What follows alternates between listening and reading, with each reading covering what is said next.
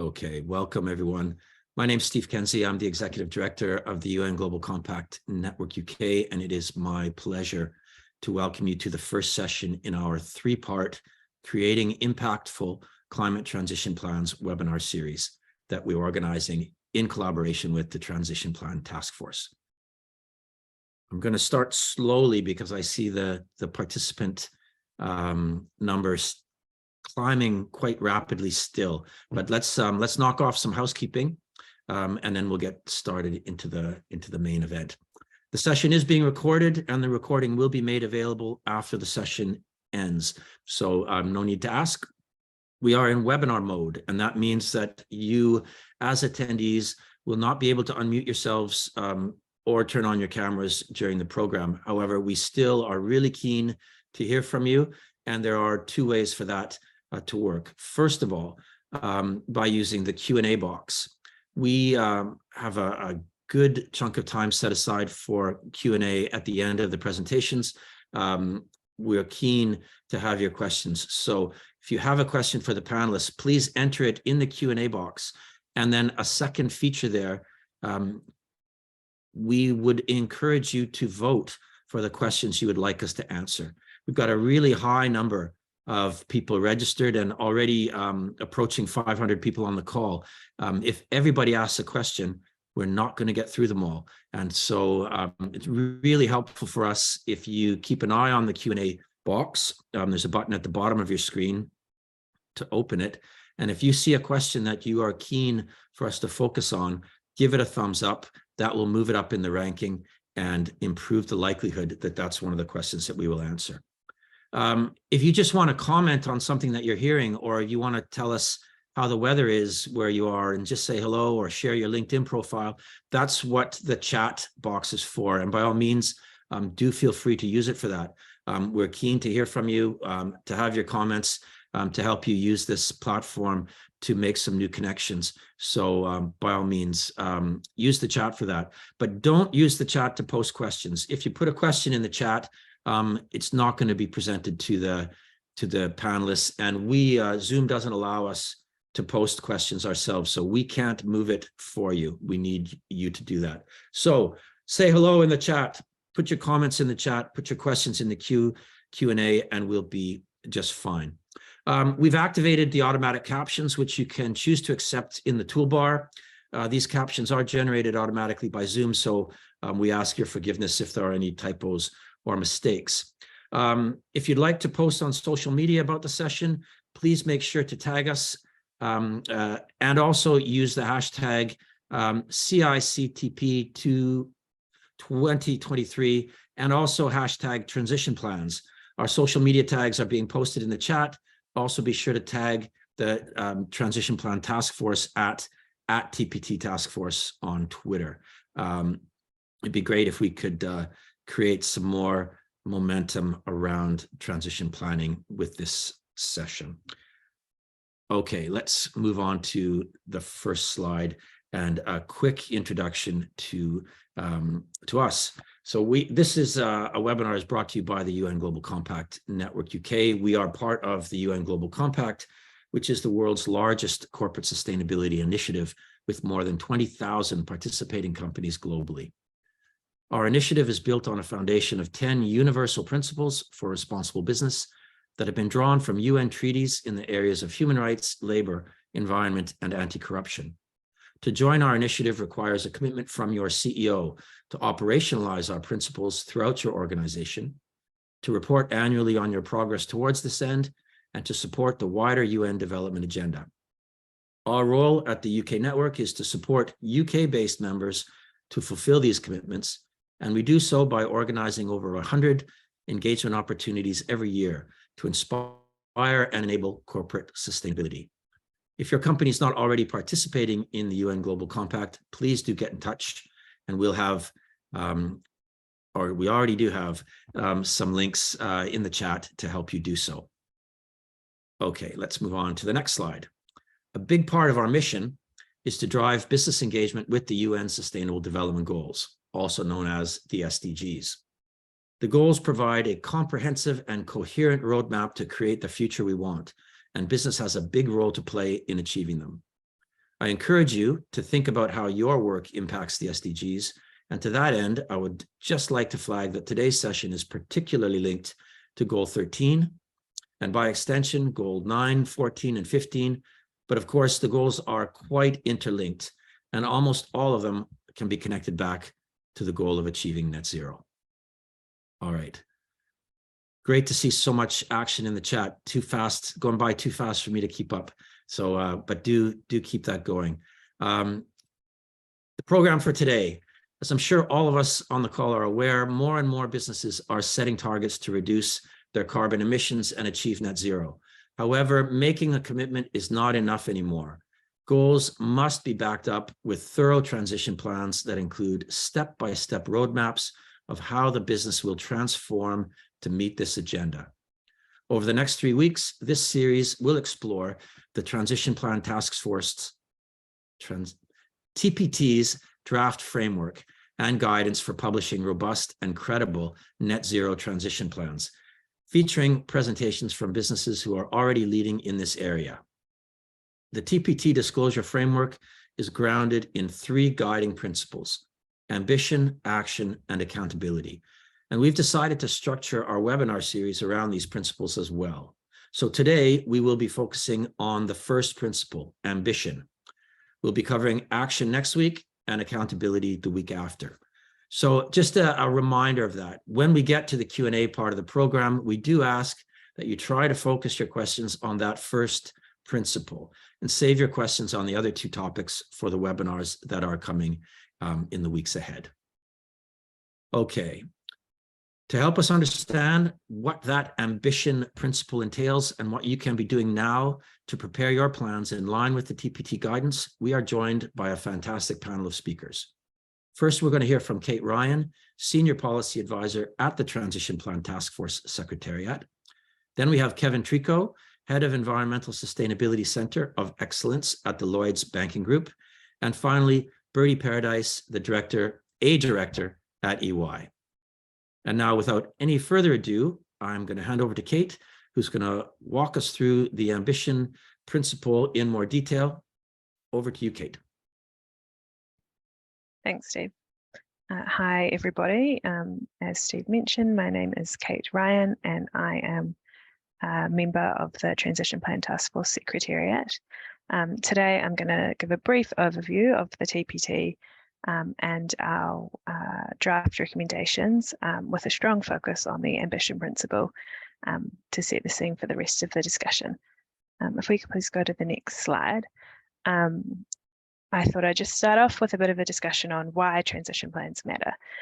So everyone kind of listening today probably already kind of has a view on the importance of transition plans, but from the TPT's perspective, a transition plan is the next step in the private sector climate journey. So many in the private sector have become increasingly aware of their exposure to climate-related risks and also the opportunities that are associated with climate change. And in response, have perhaps kind of developed a target, including a net zero pledge. And the next step is to now kind of go further and set out and develop a strategy for how that target will be met. And also how kind of any identified risk and opportunities should be addressed. As part of kind of thinking about a transition plan, we like to discuss the range of users of a transition plan. So a high quality transition tool, plan is a tool that will enable companies to kind of share their kind of strategic ambition for how they will kind of prepare for and contribute to the net zero transition. And this can be used by a range of different actors, including management teams within an entity itself. So kind of the development of a transition tool helps to kind of communicate and operationalize a transition climate strategy. Investors kind of looking at future investments can assess the credibility of their clients' transition strategy. Insurers are also going to be able to kind of use transition plans to inform underwriting decisions. Corporates can manage their climate risk exposure. And then there's also kind of like broader uses of transition plans. So regulators and policymakers can look to transition plans of real economy entities and financial institutions to kind of support market integrity, consumer protection and financial stability. And civil society and retail investors can also use a transition plan as a tool for thinking about and assessing the integrity of a company's action. And so all of these kind of uses of transition plans kind of lead to a bit of a need to understand what makes a good, credible transition plan. And that is one of the kind of key tasks of the Transition Plan Taskforce. So if we go to the next slide, just a bit of an overview of the TPT. So the TPT was launched at COP26 by Rishi Sunak, then kind of Chancellor, now PM of the UK, as part of a commitment for the UK to become a net zero aligned financial centre. And the fact that transition plans would become mandatory in the UK was one way of sort of showing that. And as part of that, the TPT was launched to provide recommendations for what makes a gold standard transition plan for finance and the real economy. And the TPT itself, it brings together a really broad group of people from across a range of sectors, including industry, academia, regulators, and also looks to coordinate with international efforts. So the TPT steering group is co-chaired by Amanda Blanc, the CEO of Aviva, and also Baroness Penn, the Treasury Lords Minister. And if you think about the members that participate in the TPT steering group, there are a range of kind of large corporate companies, financial institutions, but also links to kind of international corporate sustainability reporting efforts, such as the ISSB, GFANs, who have kind of put out their own sort of guidance on transition planning, and also civil society. So WWF are kind of represented on the task force. And like I mentioned, the TPT recommendations will inform future regulation. So the FCA, the Financial Conduct Authority in the UK, is actively involved in the TPT processes and will draw on its findings to strengthen their disclosure rules for listed companies, asset owners and asset managers. And the government, the UK government, has also recently committed to consult on extending transition plan requirements on a comply or explain basis to large private companies. So there's a really broad range of kind of people interested in the TPT's work and participating. And as a result of that work, the TPT released towards the end of last year a draft framework. So we can see the three key products on the screen, which is so a draft sector neutral framework, some accompanying implementation guidance to provide a bit more detail on the disclosure recommendations. And then finally, for those very interested people, a technical annex which maps the recommendations of the TPT to the TCFD and also ISSB draft S2 exposure draft.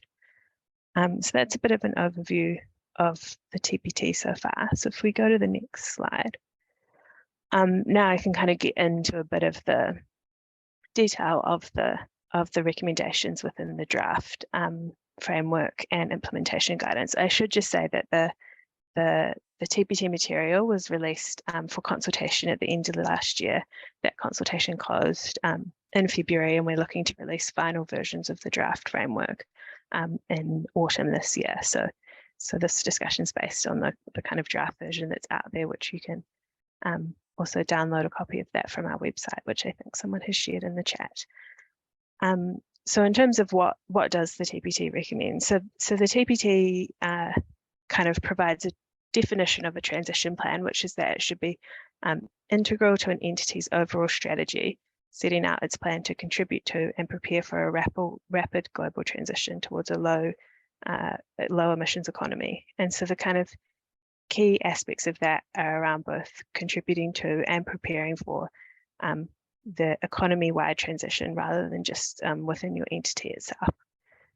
So as part of that, as part of the definition, we are really focused on kind of saying that a good practice transition plan should cover high-level ambitions to mitigate, manage, and respond to the changing climate and leverage opportunities of the transition. It should contain short, medium, and long-term actions that an entity plans to undertake to achieve its strategic ambition. It should contain details around governance and accountability mechanisms to support delivery and reporting, and also measures to address material risks and leverage opportunities for the natural environment and stakeholders such as workforce, supply chain, communities or customers that arise from the transition plan. And so I'll get into a bit more detail of aspects of that further on. But the other kind of key way to think about transition planning and credible transition planning within the TPT framework is through these three principles. So the 3 A's, so ambition, action, and accountability. And so the first one, which is obviously the focus today, is ambition. So that is that a transition plan has to contribute to and prepare for a rapid and orderly economy-wide net zero transition. And you might hear me repeat this kind of contribution towards the economy-wide net zero transition a wee bit as I talk through, and that will come up further when I talk about the strategic and rounded approach. That is a key aspect of the TPT recommendations. For the action ambition, the important aspect there is that you should focus on concrete actions that emphasize short-term outcomes and also strive for resilience. And accountability is also the kind of third essential pillar to enable delivery of the plan through governance mechanism, as well as consistent and comparable reporting. So in terms of ambition, one thing to think about with the TPT's recommendations is that transition plans should reflect the urgency to act. So in here, we've got that the transition plan should kind of set out how an entity prepares for a rapid and global transition to a low GHG emissions economy. And part of that is that it should therefore kind of be informed by the latest national commitments and international agreements of the jurisdiction in which you work in. And so for the UK, that means that's taken into account kind of like the UK's net zero for 2050 target, as well as interim targets defined in the carbon budgets. And if we go to the next slide. So here, I'm just going to discuss the strategic and rounded approach. So the strategic and rounded approach and the concept of this is kind of a key aspect of the ambition pillar of the TPT recommendations. And so as part of this, when considering kind of your response to climate change, to both the physical risks and the transition risks, and also the opportunities that brings, the TPT recommends that entities consider the full range of levers at an entity's disposal. And the aim of this is to kind of help avoid potential unintended consequences around paper decarbonisation, which is where perhaps an entity focuses on its kind of scope 1, 2, or 3 emissions, rather than kind of this broader role that it could play in the global transition. So in terms of the strategic and rounded approach and considering the full levers available, I think it's useful to think about a couple of examples. So one example is if you consider maybe a food retailer. So there's a potential for this sort of entity to think about you know, its cooling systems, or kind of like where it sources its food, and that's kind of like a straightforward, well, not straightforward, but a relatively kind of relatively typical way of thinking about how to reduce emissions, considering your kind of your scope 1, 2, 3 emissions in that space. But if you kind of take this sort of economy-wide strategic and rounded approach and think about all the levers at your disposal, you could also think about, you know, your role in kind of impacting consumption behavior of customers. And so perhaps thinking about, you know, product placement decisions and other kind of other aspects like that impact emissions that kind of go beyond your value chain is something that's kind of like a good example of the strategic and rounded approach. Or if we consider kind of a service provider, for example, consultant or a law firm or so on, by moving away from kind of focusing on pure kind of on the books decarbonisation and moving towards a strategic and rounded approach, you can avoid paper decarbonisation, where perhaps you kind of focus on reducing emissions within your office or your own entity, while still kind of through the services that you provide contributing to very high emissions intensity activities. So kind of when thinking about the strategic and rounded approach, there are three interlinked aspects of that. So one is decarbonisation. So both the kind of actions that an entity might do to reduce its greenhouse gas emissions, reduce the impact on the climate and align with net zero. There's also responding to climate-related risks and opportunities. So that's thinking about both the kind of physical risks and opportunities of climate change, but also the transition risks and opportunities. So those associated with the kind of economy-wide transition that needs to occur. And also the third one, which is what I've talked about a little, which is contributing to that economy-wide transition. So using all levers available to help embed and accelerate the transition, and in doing so, kind of working to minimize future risk of your entity. If we go to the next slide, here we have here's a copy of the draft disclosure framework. So at the top, you can see the three principles, the ambition, action, and accountability principles, and how they map onto the disclosure framework itself. So in terms of ambition, that maps through really to those kind of initial disclosure elements around the foundation. So both if we go to the next slide, sorry, your objective and priorities, and also the kind of business plan implications of your transition plan.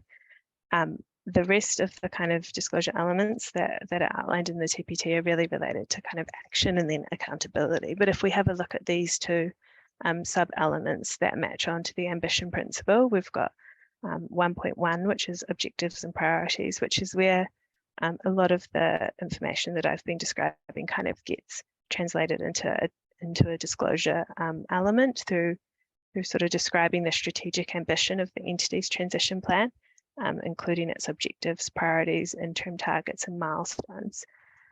So the types of things that the TPT kind of says should be included here is like your high level ambition in terms of scope 1, 2, and 3 emissions reduction targets with interim, with a focus on interim targets, for example, 5 to 10 years time. Objectives and priorities for responding to physical and transition risks, as well as any opportunities that have been identified, and the kind of objectives and priorities for the key levers that you have identified consistent with director and senior manager duties to help embed and accelerate the transition. So what role can your company play to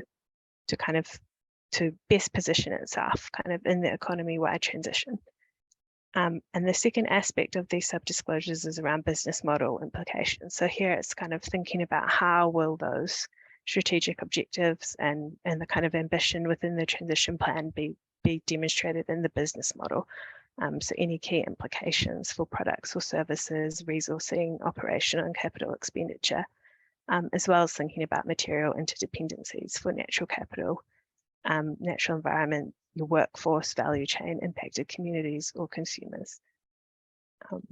And so here are kind of like the ambition principle, the overall aim of that is to really consider, you know, a transition plan is sort of how as an entity do you respond to the kind of risks and opportunities that have been identified for yourself, and also how will you contribute and position yourself for a rapid and orderly economy-wide net zero transition.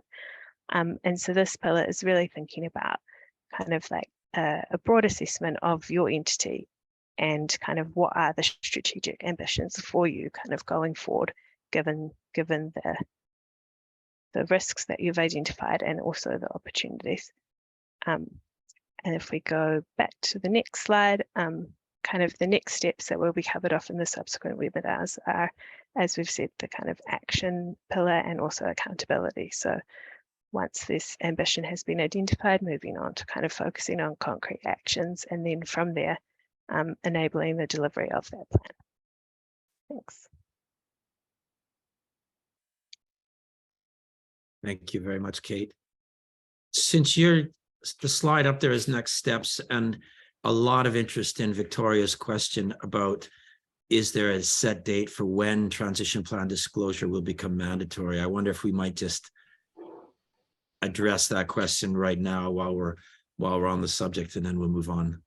Yeah, so at the moment, the TCFD aligned reporting is mandatory for listed companies and financial institutions. And that does include kind of a reference to transition planning in their most recent update. In terms of when kind of TPT aligned transition planning will be implemented and might become mandatory once the TPT has kind of finalised its recommendations towards the end of this year. This will then get picked up by the FCA, who will need to go through their sort of standard regulatory processes to kind of translate that into rules and so on. So I can't give you a precise date as I'm not the FCA, sorry. But like I mentioned, we have been working very closely with the UK regulators, and they're very involved in the TPT work. So I think that's sort of a good sign in terms of how we work well together. Thanks, Kate. Yeah, I think that's a really important point. Is that there's not really a very strong case for waiting to get started on this. It's already a requirement to talk about a transition plan in mandatory TCFD reporting. This framework is probably not going to change all that much as we go through the final versions that are yet to be released. And so really our intention with this series, and I think this has been expressed in other fora by the TPT, is that it gets started. It's definitely coming, and this is definitely the broad outline that it's going to take. All right, thanks so much, Kate. That was a brilliant introduction to the TPT disclosure framework for anybody that didn't have it already. Links were posted in the chat. Maybe we can fire them in there again for anybody that wants to catch up. And now let's hear from Kevin. Great. Thanks, Steve. And thank you for the invitation to talk today. It's great to be able to give a bit of an overview of what our approach has been to environmental sustainability, what we had done to choose areas of focus, and then how we embedded that through the organization, and finally a view on some of the progress we've made to date, and some next steps. So we'll cover things that will touch on the ambition, but we'll be a bit more wholesome, as it's hard to tell a story of just one aspect of it. But if we can move to the next slide, please. So Lloyds has actually had an overarching purpose to be able to help Britain prosper for a number of years, and this was a very useful framework that we were able to work with when we looked to develop the first group-wide environmental sustainability strategy, because there was almost like an ethos within the company to be able to have a drive to more sustainable and an inclusive future, which broader sustainability and environmental sustainability fit well within. And then as we last year went through a broader corporate strategy update, we looked to see how does sustainability fit within those core pillars. And so we had those looking at how do we grow, and they're related to sustainability is how do you capitalize on transition opportunities. There's lots of things that need to be funded to be able to help and aid the transition.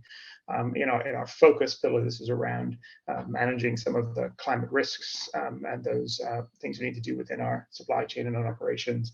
And then the area of change really was looking at embedding sustainability within all the things that we do without or throughout the bank. What we've had at the top level also guiding our activities, when you look at ambition, is setting top level net zero commitments and emission reduction targets. So we have those where we're going to be net zero in our own operations by 2030, and in the other areas of our organization by 2050, with some significant emission reduction targets by 2030 at that top level, looking at sort of financed emissions, emission intensity across our lending and investment activity, and some significant reduction in our supply chain emissions as well. Those are really what's our framing then. How do we think about different levels of activity that we need to do to help to support those overarching long-term goals? If we go to the next slide. So how do we think about this? When you're going that next level down, we started looking at, we want to focus on areas where we think we can make the biggest difference. There'll be more on some of the specifics of that in the next slide, of really what we thought about and what the relevance of that is.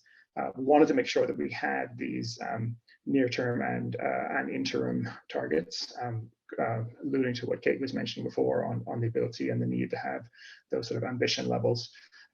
We also looked at, regardless, outside of just emission reduction, other things we can do. So you're going to look at finance and investment targets for key areas where we think action needs to happen. We focused a lot on the areas that we know need to change, and that there were things that you could actually measure and track at the moment. So those were around our sustainable financing in commercial banking, green mortgages, looking at the financing that we'll have for electric vehicles, plug-in hybrid vehicles in the motor space, and then climate aware investments from our Scottish Widows investment side of things. But that also has to then get embedded into strategy. So the areas that are driving those, it's a part of the strategy that they have, and also into remuneration. So this is where looking at our balanced scorecard and how some of these things can be reflected within that structure. A key thing also as we went along this process was identifying the fact that we can't do this alone. The degree of change that's required is fundamental in a lot of these areas, and so partnering and collaborating was a key part. And what that means at different areas of business varies depending on the challenges that are to hand. But that's sort of the things that we looked at together as to how do we build in a strategy really to try to achieve the objectives that we've set out. If we go to the next slide. So in our banking portfolio, we looked at taking a sector-based approach, which you're seeing across the industry as well. And so we're fortunate that we have limited exposure to the fossil fuel sectors, but nonetheless, we still set targets for those, given the fact that those are high emission sectors and they also drive a lot of emissions in other aspects of the economy. So we still did look at things related to power generation, oil and gas, and coal. But then we were focusing on sectors where the material for our group and are hard to abate. And this, for us, we're looking at housing, a large area of activity for ourselves. Actually, lots of transition challenges there. Motor and transportation in the consumer space also is a large area, and similarly has some challenges. And agriculture, we are one of the larger agriculture lenders in the UK, and so that's where we're in the process of looking at for future. So if the focus really is where do we think we can have material change, which is a combination of where we're large and where they actually are significant challenges, and then how do you do that? We were clear that we want to support transition. So it's not about a primary bit of exiting clients to the point that Kate was mentioning on paper decarbonization. That's not the approach. The approach is how do we actually help the clients to transition.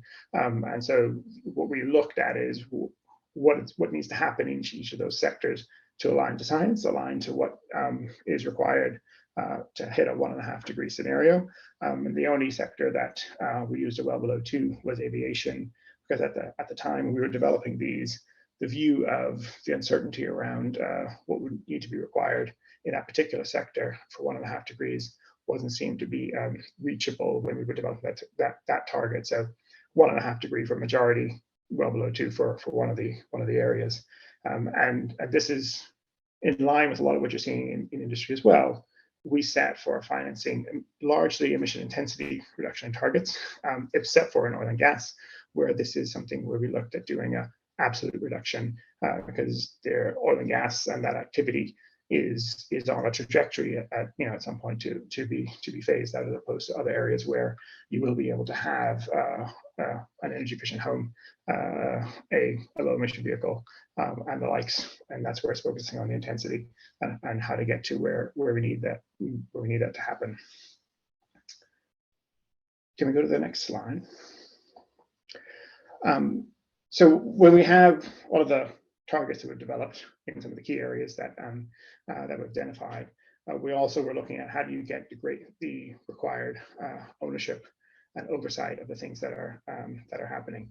These were put in place actually before we develop the targets, we were looking at how we're going to manage it. And the way that this works is we have board level committees that are looking at the different aspects of sustainability within the things that they would normally be looking at anyway. So this is the strategy on sustainability is dealt with through our responsible business committee. The reporting side of it is dealt with our audit committee, which looks at reporting overall, and the climate risks are dealt with through the board risk committee. And then we have a similar type of structure when you get to the executive level. We have a group net zero committee which looks at the strategy and will look at approving the targets and the development of those.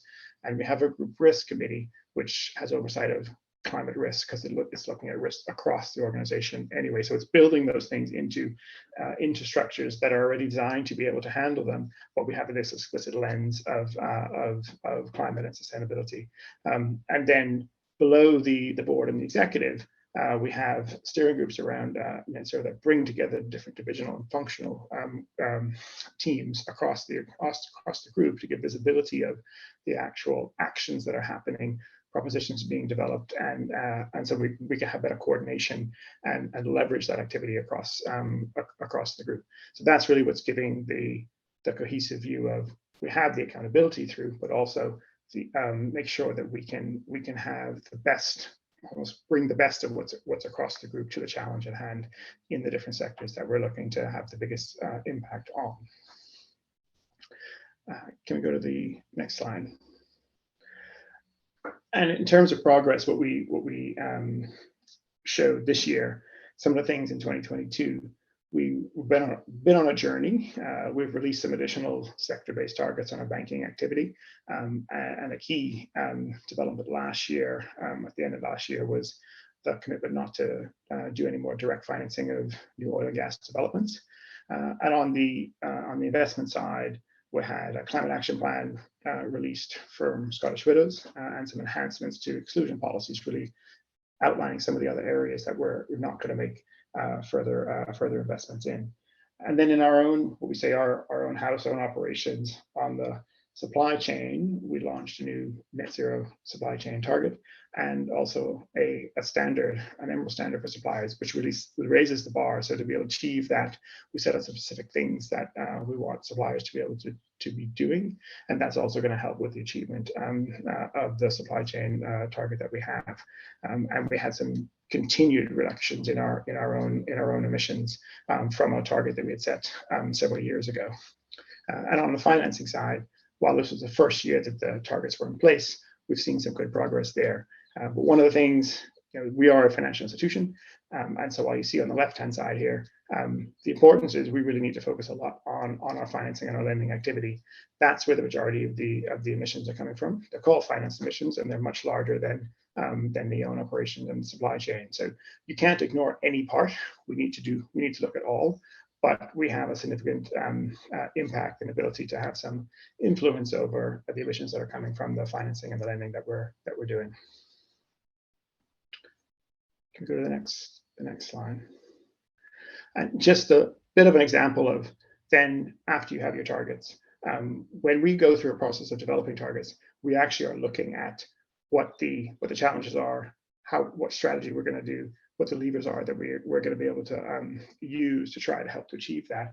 And this brings to life a bit of what's happening in the homes and the housing sector. So we do have emission reduction targets, we have lending targets, but to achieve action, we're doing a lot around building awareness with customers and also helping to incentivize them to take action. So we have products like our Green Living Reward, which give some cash back if energy efficient sort of improvements are done to a property.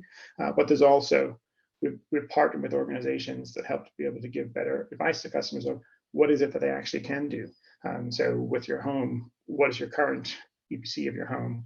What are the improvements you can make? What's the cost of those? And what's the benefit?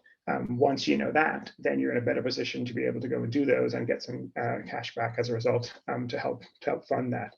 And we're also looking at innovative ways of trying to, again, further move the needle with what we just did with Octopus Energy. It's a partnership where they are experts in being able to determine if heat pumps are appropriate for a property and install it if so. So this is something the customers can access, and they can also get additional incentives if that is the right thing for them to do and they want to take that up. And then another big portion in housing is what we call the external environment. So we do a lot of engagement with policymakers around what policies we think will also help consumers to be able to make that transition to improve their properties, one of which being around stamp duty to incentivize energy efficient improvements. So we're looking at things that we think can actually help the customers to make this change. And when we look at standards of new housing, we're engaging there to make sure that as new properties are being built, we think those would be fit for purpose, and you won't have to go through the deep retrofit that a lot of the UK housing stock has to go through now for us to be able to achieve the targets that we want to achieve. So it's this rounded approach of we need to be able to set a target, but after you set a target, you actually have to take action, and you have to have a good idea of what you think those actions will be along the way, so that you actually can make some positive progress. If we go to the next slide. So the final one, just to leave with what we've done this year, was the first iteration of our climate transition plan. And so this was pulling together all the different actions that we've been taking across the group, outlining how this fits in with the strategy that we have, what we're doing in those areas in terms of the levers that we're going to take, also the dependencies that we have in some of these areas. So we're very clear in some instances of some of the key dependencies that we do have, because, as I mentioned before, a lot of these targets aren't in our complete control to achieve. We have to be able to provide products and incentives to customers. Other things have to be in place for them to fully take action, but outlines all of that and outlines what we see as some of the key actions we're going to take over the next few years through to 2030 to be able to be on that journey to try to achieve our ambitions. And what we expect to do is, as Kate was mentioning, the advice on transition plans is evolving rapidly. We're going to stay engaged with that. We've been engaging in the TPT sandbox exercise. We'll continue to engage as TPT has further interactions, and we'll see what the view on what is appropriate to disclose as that coalesces. But we're not sitting back and just waiting for that. We are doing what we think is appropriate at the time while that evolves. And the immediate next steps in terms of targets and work, we're looking at now, how do we develop a view on what's required in our agriculture, our commercial real estate portfolio, and what we're going to be doing further on nature, as climate has been focused for the foreseeable last few years. Nature is something that is evolving rapidly, and we're looking at how do we do more in that area and fit that into our overall approach. So that's the whistle stop of what we've done. I think couched in what Kate was mentioning of the ambition. The ambition, setting those out really, and how that fits in our strategy, has been the core tenet that's allowed us to then develop the actions and the plan that we think we're going to have going forward, and we'll continue to iterate that in the next few years. Thanks very much, Kevin. I think we all, well, I really appreciate the way you've taken on board the idea of that the TPT has expressed so clearly about it, that it has to be an economy-wide transition and your place in it. And there seems to be a great understanding of that. I really appreciate the advocacy component of your plan, and how that recognition that you can't do it all on your own, and you need to exercise the leverage that such a large organization has to try and shift policy. And I think that's a really welcome contribution that you're making, and also just the fact that you're really an early adopter and showing great leadership in getting your plan out into the public domain. I guess say, yeah, commend you and Lloyds on that. Now let's move on and hear from Bertie, and then we'll get stuck into the questions. Thank you for so many questions already. Let's face the reality that we're not going to get through them all. And so even more important that you get in there, have a look, and give a thumbs up to the questions that you would like us to focus on. We've got over 600 people on the call, and And so far, our top questions just got 45 votes. So do get in there, have a look at the questions, help us to prioritize them, be most appreciated. Okay, Bertie, over to you. Thanks, Steve. Afternoon, everyone. I'm loving the weather updates in the chat. So hello from the sunny south coast and near Chichester in the UK. Just a first thanks to Steve and the team for inviting me along to talk today. So just a little bit about me. So way back when I did geography at university, spent a little bit of time in the UK civil service in the Department of Energy and Climate Change. And then the last decade or so, I've been at EY, supporting private sector and government clients in all sorts of elements of their sort of change and transformation programs. So large-scale transformations. I guess the reason the transition plan framework excites me is I think it brings together two separate things I'm passionate about. One is about sustainability and getting to net zero. Second thing is helping organizations change and transform.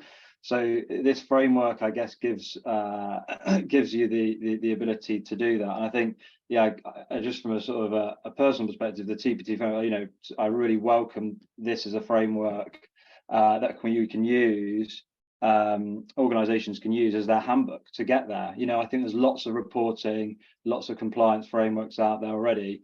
The TPT, used correctly, is your handbook about the how. You know, like, you know, what are the things you're going to do? What are the steps you're actually practically going to take to get there? And I'll talk a little bit about that in my presentation today. So next slide, please. So there's a few things I was going to touch on. So and this is going to be super high level because there's like obviously lots of businesses, lots of sectors, and lots of specific challenges for those sectors. But I've tried to sort of roll it up to sort of be applicable for most organisations. So the first thing I'm going to cover is a little bit about how and you know, how can and should business transform to meet the net zero challenge. What preparation is needed to enable that transition, and a little bit about what's missing. But I don't want to leave it on a negative note. I guess there's still lots to do, but the framework is early, and lots of organisations are still getting their heads around about what they actually need to do. So I'll touch a bit on that at the end. Next slide, please. So the first thing is just a little bit of research that we EY produced earlier in the year, but just to sort of frame, I guess, where we are on this. So, and I think I've seen a lot of some of the questions in the Q&A, which I'm happy to come on into a little bit in the session. But there is a slow uptake, I guess, in producing those transition plans. There's lots and lots of pledges about getting to net zero by a certain date and a certain timeline. I think what is not there, and I think what organisations are tackling and struggling with now is like, how do you get that robustness to demonstrate the how to make that credible pledge a reality? And so we did some research, love some research in EY. So we did some research of listed firms, and 80% of those, so they're committed to becoming net zero by 2050, which is great. However, 95% haven't disclosed that detail, actionable transition plans to how they're going to get there. So there's a gap, I guess, is what that says.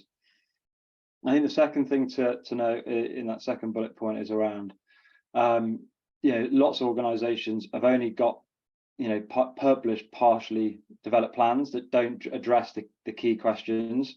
So especially on the strategy and execution elements, and then there's an element of how do they, lots of them still remain in the very early development of their thinking.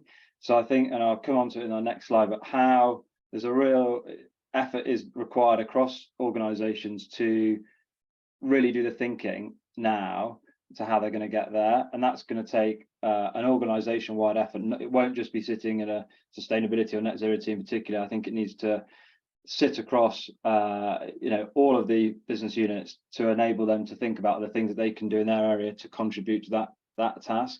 And the third thing in this is the 5% have only got detailed plans. So there's still loads to do in terms of aligning to the TPT framework and guidance.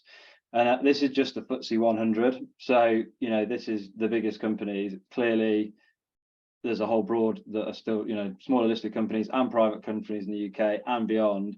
So there's still a sort of big disparity between ambition and pledges and actually having something actionable to get us to those pledges. Do you want to flip to the next slide, please? I put this slide together because I think I just want to try and provide a little bit of like what I think companies are going to do, like at a very macro level, and it's different per sector. But on the left-hand side, talked about, and I've done quite a lot in my time with EY, is about the way organisations change. And effectively, I think there's going to be about quarter of the market that is going to have to evolve their business model, and that's one of the first parts of the TPT. And they're going to have to fundamentally rethink their business model basically to survive. That the industry is either not going to exist or it's going to exist in a very, very different way in 10, 20 years time than it is today. So they're going to have to do something fundamental to their business model to allow them to adapt or to enable to continue to exist as an organization. And I guess some of the obvious ones here is around energy transition. So how they generate power and how they get that power to customers and consumers is going to fundamentally shift. The second element, I think, is that your bulk of organizations, I think there's going to be transformation of multiple elements of their business. They might not have to completely flip their business model, but they're going to have to do multiple elements of transformation about how they operate, the service they offer, the markets and the customers they inform. And effectively, that's allowing them transforming to stay ahead of the market, to win in the market, to allow them to harness opportunities of becoming net zero and transitioning to net zero, and having that competitive advantage as doing so. And the last bucket, I think, is where potentially they may be less impacted or less exposed to net zero and climate change risks, and they might be able to do it at a lower level. Though I do still think that across all these, that last 25% will still there'll still be elements of change that need to be delivered from those organisations.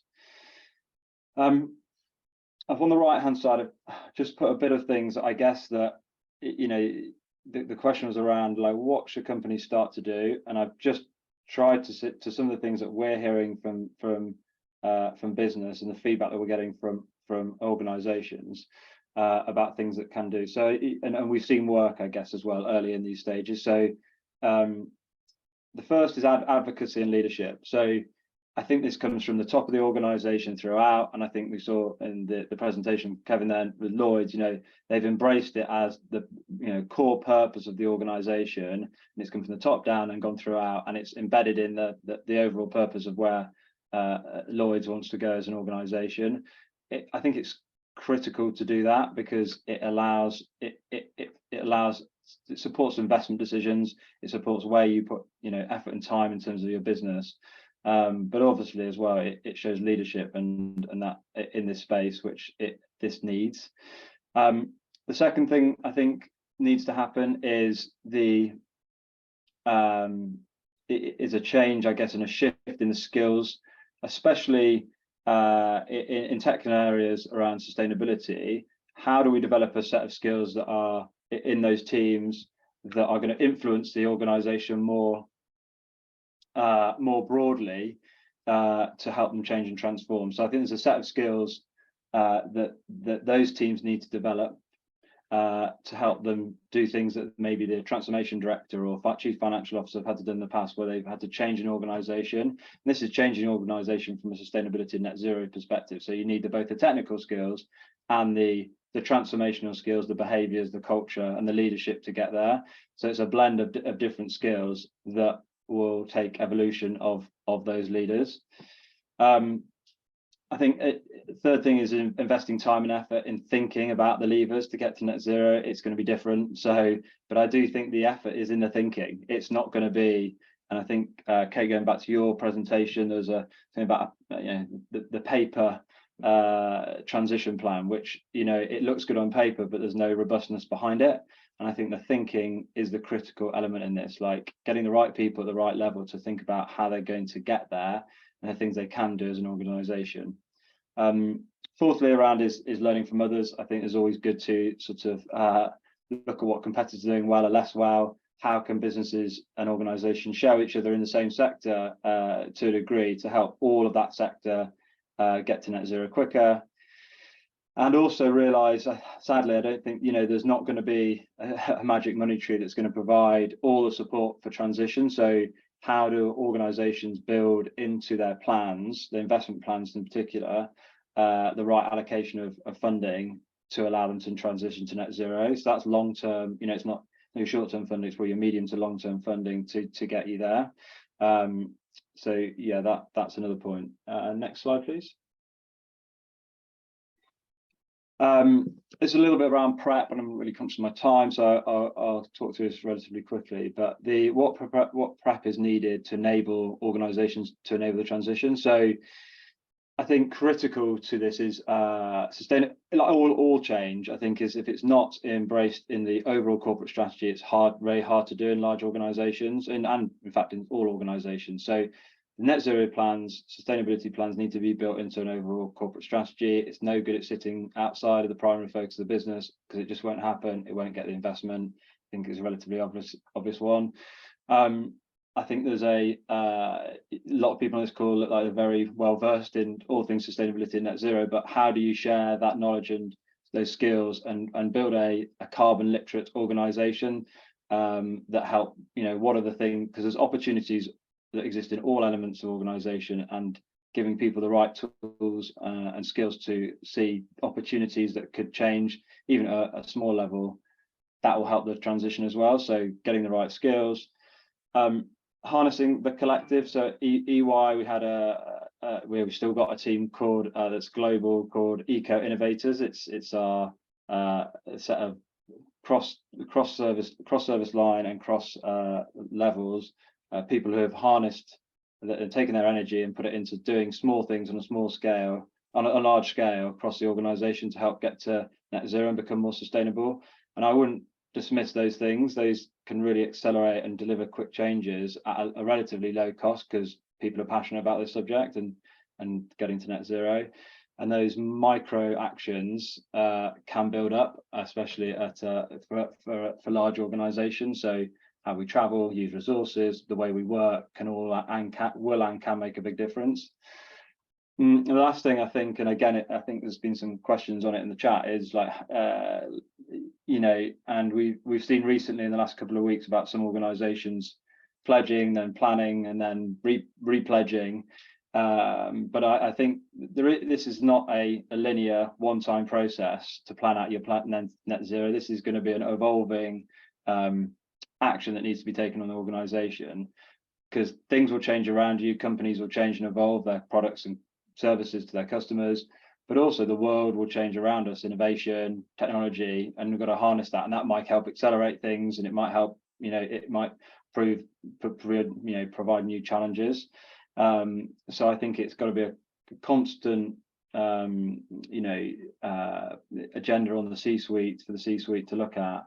And I think one of the things that was mentioned at, I think, was a well-known shoe brand manufacturer who moved back their net zero target by 10 years. And you sort of think, well, that's really frustrating in some ways, but it's also just the level of maturity and understanding. It's really hard, and things are changing quickly around them. So I think it's, they've pledged, they plan, they've done some more thinking, they've repledged, but then they should go back and challenge again, and that should be an iterative process. The last slide, please, if that's okay.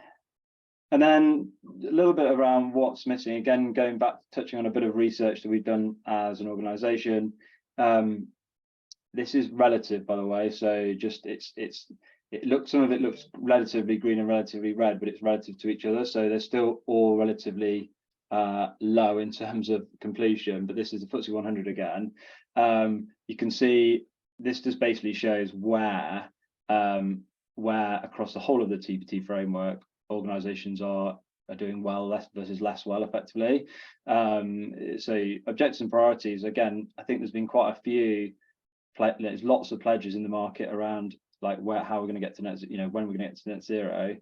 Probably the devil is in the detail. So the financial planning, the sensitivity analysis, how things may change and what things may change to enable that are less thought through, as you can see across the scoring here. And this will have, I think this is where over the next six months to a year, organizations really need to sort of focus their efforts. I guess it's a bit of a guidance of where some of the thinking needs to go. And that translation, and I know there's a session next week, I think, is so how do you take that ambition and turn it into action? Those next two pillars are, I guess, more relatively red than the first one, which is sort of a bit more green. Happy to take questions in the chat, but Steve, back over to you. Thanks, Bertie. Thanks, Kevin. Thanks, Kate. And thanks, everybody, for all of the fantastic questions. Yeah, Kevin, if we get you to click your camera back on, there we go. I'd like to actually start with the question from Callista that you touched on, Bertie, because I think it's a really interesting one and really relevant. So Callista asked, do you feel that the transition plan should be part of the pledge and target process? Are we going to see crawlback from targets and pledges that were unresearched and misunderstood, but rushed out, like we've seen with BP and Crocs recently? Callista's words, not mine. But I think that does really raise a, you could just say, they were greenwashing before, and now they're having a reality check, or a more benevolent interpretation as yours, Bertie, that the information has changed, the situation has changed, and they're being grown-ups and they're evolving. I think a company enjoying record profits might be more easily criticized for rolling back their ambition than another, but we'll set that aside. Maybe Kate, we could just start with you, because I understand the TPT framework does sort of have an iterative aspect built into it. Maybe we could touch on that and then just maybe link that into the goal setting process, and should the actual ambition be on the table every couple of years or constantly being revised? Yeah, sure. So the TPT has sort of two iterative aspects. I guess there's a bit of a bit of an example of the key stages of kind of setting up your transition plan, which is where you kind of baseline your current position, and then you set your ambition, which reflects a lot of the discussion today. You kind of develop your action plan, and then you ensure accountability. But those are not all linear steps, I guess, similar to what Bertie was talking about, as you kind of go back and you re-challenge, and there's a bit of circularity in there, and thinking as kind of like new technology, further kind of thinking, evidences itself. So I do think that is, it can be completely legitimate to go back and kind of think about and revise your targets in the context of that sort of work, and that there is sort of space in kind of a transition plan to explain sort of why you have done that. In terms of kind of practically speaking, kind of how frequently the TPT recommends that you kind of consider these things and update. So TPT recommends that a transition plan is produced as a standalone document once every 3 years, but that every year you include within your kind of standard financial reporting, so TCFD or ISSB, whatever is sort of relevant to your entity, any material updates to the kind of content of your transition plan. So it should still have this sort of continuous sort of consideration and then disclosure on the aspects within your transition plan. So I think it kind of captures this space for kind of re-challenging and reassessing what you've got there. Thanks, Kate. Kevin, could I just come to you on this really quickly? Did the transition plan process lead to a reevaluation of your net zero targets, or are those fixed and you're gonna take it on more? Now we have to do what we have to do to get there. What was the sort of the balance there? Sure, and I think, yeah, as I was looking at the question and thinking through, I think one of one of the key things that is really useful here is you want to be as transparent as you can be. So transparency being core, and what you're seeing when we, well, some organizations, ourselves included, when you come out with the, with net zero ambitions around, very few probably saying they know exactly everything at the time they're making that. So being clear, do you, if you think you have it all solved or not. I think most people coming through when they're making those net zero ambitions are around, whether or not they do have all the answers or not, and what the journey they're going to be on to be able to develop them, and then be clear about what you are doing as it evolves. So for us, we haven't changed our net zero ambitions. What we're looking through our transition plan is clarifying the actions that we think we need to take through near term, to be on the path to be able to still achieve those. So we're focused on what we think we need to do by 2030. That's sort of our interim period of really looking at what do we think now in a more granular level is required to be able to be on track for that longer, for that period. And the reason this is going to have to be iterative, I think, in terms of what you need to do, after 2030, 2035, 2040, is the external environment changes a lot. Like what actually might be required may change in terms of just what the globe is doing, what actually is happening in the environment may mean that other things need to happen. So you have the long term, you need to pick and how you're going to develop things for an interim, and be as and also as clear of what you think actually needs to be in place there. From different types of companies will have different degrees of direct levers over what they can do. From a financing or financial institution perspective, there are some things where you could give free financing to some clients and consumers, and that still wouldn't take action. So it's sort of like within, you have to look at different things where you have your levers. So being really clear what you think is within your direct sphere of control, and the things that you think that if they don't move, you may need to reevaluate progress. You're seeing this with some of the financial institutions as well, saying these are key dependencies that we think need to happen, whether electric grid needs to decarbonize, whether policies need to be in place that are incentivized. So you can just why I say transparency is key, because you need to be clear on that. So if those things don't move, even if you're trying to influence them, then maybe there needs to be some relooking of what overall needs to happen. So it's very different to if you were coming out and saying this is, we know all the things, and then you're backtrack from that because you were clear that there could be some things that evolve that might make you actually have to relook and reevaluate depending on where those move. So that's what I think you're going to see a lot in transition plans, is really trying to be clear about those actions you can take, that you will take, and the things that there may be dependencies on. Thanks, Kevin. Bertie, you already commented on this. Anything to add, or shall we move on to a? Well, I was just going to say, I think there's the sort of public perception angle is really important on this. I think that if the thinking hasn't been done, there isn't a plan that's transparent and been shared, and then the date just changes. I think that builds up public frustration. That is, to me, sort of feels sort of slightly, it's unacceptable. Whereas actually, if there's logic to it moving back, or hopefully moving forward through innovation or new technologies, and that would be great. But if the logic's there and they actually had a plan and things have changed around it, you might have bought a company that's got a completely different carbon footprint. Therefore, the logic is there, and then I think people can understand that logic through.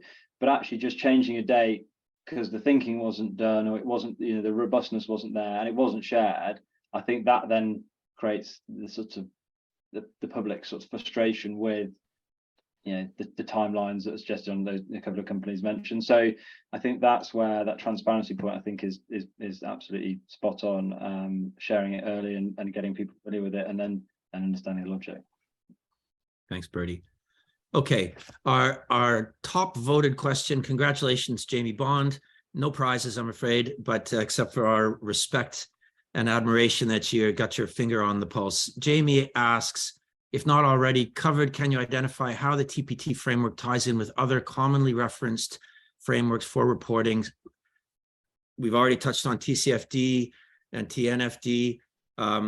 This question links to a number of other questions. It's a common theme that's come up in a bunch of other questions. So let's answer this somewhat broadly. And Kate, we did touch on this a little bit with the links to TCFD, but if I may, I'd like to actually start with Kevin on this, because I think just interesting to understand within the company, where does this sit? Is it the same governance alongside TCFD, commitments around science-based target, or the CSRD, etc.? Is it sitting alongside of those? Is it somewhere else? How are you approaching the transition plan disclosures alongside those other frameworks? Sure, we're treating the way that we're organized. We're showing through governance. So we're leveraging the existing structures we have around reporting. So areas that are dealing with reporting are going to continue to take the lead on that. So they have all the controls that are around that reporting. So it might now switch into more sustainability related. We will have from a center a sustainability perspective, we will feed into that to make from the content and whatnot perspective. But the fundamental plumbing of that, we're leveraging the things that have been in place for a long time to be able to deal with that, and then also monitor sort of the regulatory requirements. And we definitely see that the TPT, it's built off a lot of the same categories of things in TCFD. TNFD actually also is trying to leverage aspects of that same framework around. You need to have a strategy, you need to have how it's in governance, what are the targets that you have, how are you managing risk. So they are trying to align as much as possible within things that will enable you to hopefully, this is a lot of the debate around the industry, is you should be able to be talking through a lot of these things together, as opposed to the last thing you want is to have to be producing completely separate pieces in all of these, because they are so interrelated. And so we're looking at it from combined teams. Like they're not going to be separate ones looking at that. And I think some of the ones listed there, like a greenhouse gas protocol, that's more of a technical, like how you calculate things, as opposed to a framework for disclosure. Bertie, are you seeing the same?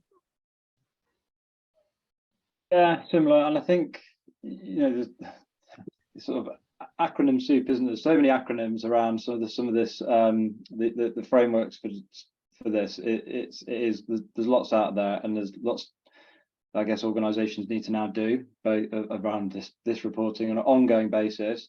I guess where TPT sort of links into all of them is like it's the plan to help those reporting, those metrics improve over time. I think that's where it all sort of glues together. The TPT, I think, is the glue and the plan that makes those things improve over time. And obviously, some of them are more net zero focused, and some of them more wider sustainability. But I think that's where I think it's the benefit of the TPT. I think it sort of sits in and amongst them. And if used in the right way, like I said in the presentation, I think it can be the right lever and the right tool to help, be that handbook, I guess, to drive actual tangible change rather than just something on a piece of paper. I guess that to sort of so far, so I think you need to actually do to improve the reporting. So that's, I think, the sort of subtle difference. I think there's a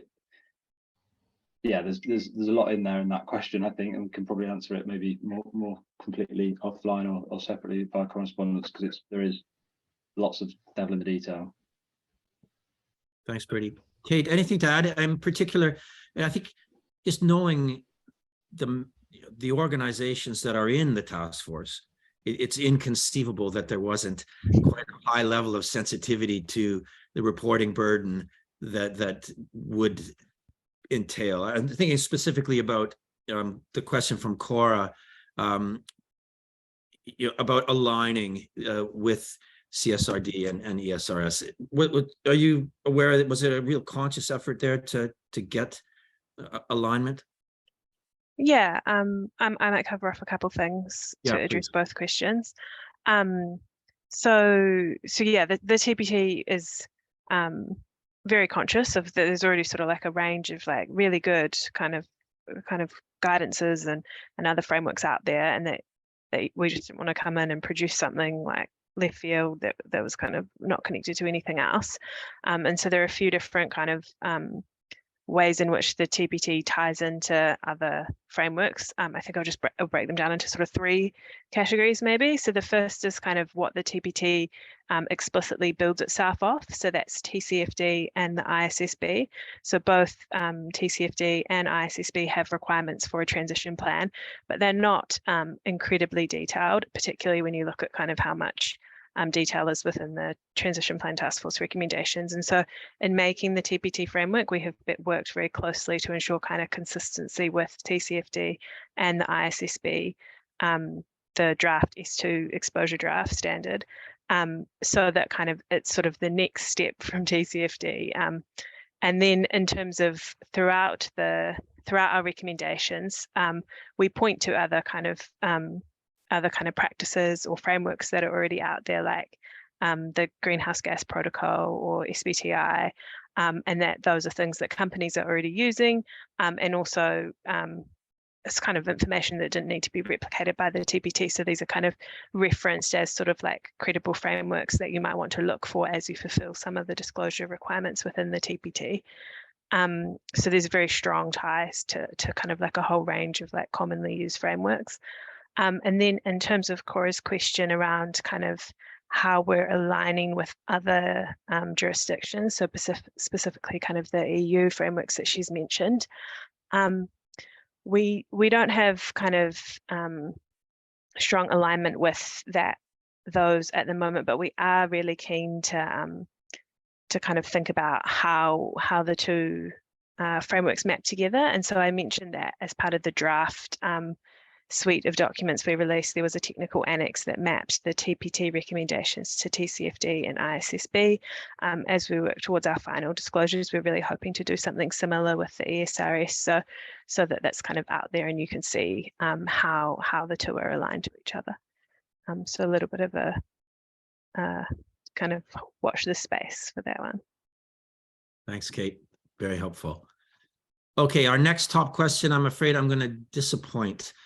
So Alexandra asks about scope 3 emissions, and if ever there was a how long is a piece of string question, this is it, I'm afraid. There are 15 categories of scope 3, and how you're going to deal with those is different from sector to sector and business to business, and that's something that we're going to take on next week. So for everybody, for Alexander and everybody that voted for that question, maybe we can get the link in there to register for next week's webinar again. And when we start talking about action, we'll get more stuck into the practical actions you can take when it comes to reducing scope 3. So let's move on to the question from Dan. I think this is another very interesting one. What are the key differences between decarbonization plans and transition plans? And what are the main factors in evolving from the former to the latter? And I've just seen it sort of links up with the question further down from Kevin. Do you think TPT should go beyond just reducing carbon emissions to include S&G matters, given the interdependency of these components in taking action? Do we have a volunteer? Can I maybe pick on you, Bertie, to start us off on this? Yeah, it's a big question, this one. So I think, yeah, I think there's a broader topic clearly around it. That's not just decarbonisation and it's not just the pathway to net zero, because it's all interlinked with the wider sustainability and environmental challenges we've got as a UK and as a globe. And I think they're all interlinked. So actually, how we can take a broader look at those other factors, I think is really important, because I don't think we probably won't get one without the other. And actually, both the climate change conference and then the biodiversity conference, we've got both two challenges in parallel as a globe, and actually doing one without the other is not going to get us to where we need to be in 50 years' time, and leaving a better world for our next generation. So I think I think organizations, if they don't use TPT, there's other frameworks that can help define and help provide guidance around those wider elements. And I think the broader sustainability, the social and governance are also both critical in delivering more sustainable organizations in the future. So, you know, it's just as critical to include those elements. Kate, I don't know how you considered it when you were thinking about the TPT, setting up the TPT, but I'd be interested to hear your thoughts on where you sort of drew the line, I guess. Yeah, I think it's a big question. So the TPT, its mandate does sort of reflect kind of the UK position a bit. So there is a focus on net zero, but I think one interesting aspect of the kind of the TPT framework is this concept of material interdependencies. So that's where kind of the TPT recommendations ask you to think about kind of, now that you're considering the actions that you will include in your transition plan to kind of meet your strategic ambitions, what impacts might they have on nature and stakeholders, so customers, employees, kind of impacted communities, consumers, and kind of, you know, consider that, and kind of a little bit around how you might mitigate any risks associated with those stakeholders, or kind of conversely, like leverage any opportunities associated with your transition plan actions. So it does sort of cover off, a little bit broader than just sort of net zero.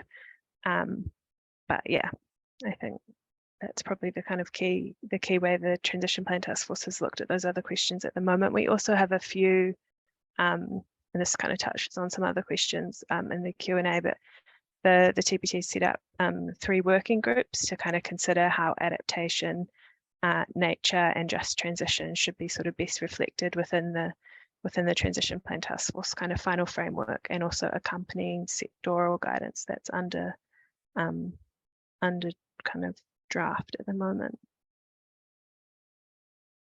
Kevin. Yeah, I guess the only thing I would say, oh, sorry.